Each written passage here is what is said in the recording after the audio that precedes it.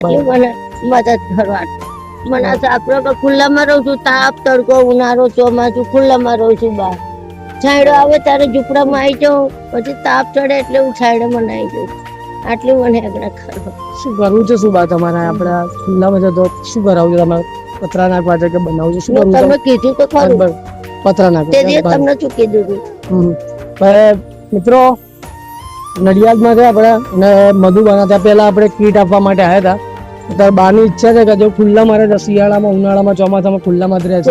તો મિત્રો તમારા બધાના સપોર્ટથી નડિયાદમાં પહેલું ઘર આપણે બનાવવા જઈ રહ્યા છે. બાને આજે ખુલ્લામાં રહે છે, આપણે ખુલ્લામાં નથી રાખવા, એમને પતરાવાળું ઘર બની આપ્યું છે.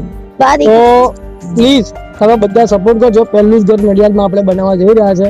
તો મિત્રો તમને બધાને વિનંતી કરું છું, બાને આપણે સપોર્ટ કરજો અને બા માટે એક સારું ઘર બનાવવાનું છે.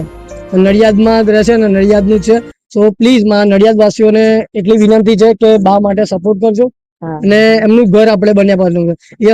એ શિયાળામાં અને ઉનાળા ચોમાસામાં ખુલ્લામાં તમે જોઈ શકો છો, ખુલ્લામાં જ રહે છે. તો આપણે હવે આ વખતે એમનું ઘર બની આપવાનું છે. તો જેટલા બી દાતા હોય એમને મારી નમ્ર વિનંતી છે કે પ્લીઝ સપોર્ટ કરજો. QR કોડ સ્ક્રીન પર આપેલો છે. QR કોડમાં તમારાથી બનતી એટલી મદદ દાન કરજો. ફૂલ ને તો ફૂલની પાથડી દાન કરજો. બાનું ઘર આપણે બનાવવાનું છે. નડિયાદમાં પહેલું જ ઘર હવે બનાવવા જઈ રહ્યા છે. મધુબાનું ઘર આપણે બધા ભેગા મળીને બનાવવાનું છે. જય મહારાજ.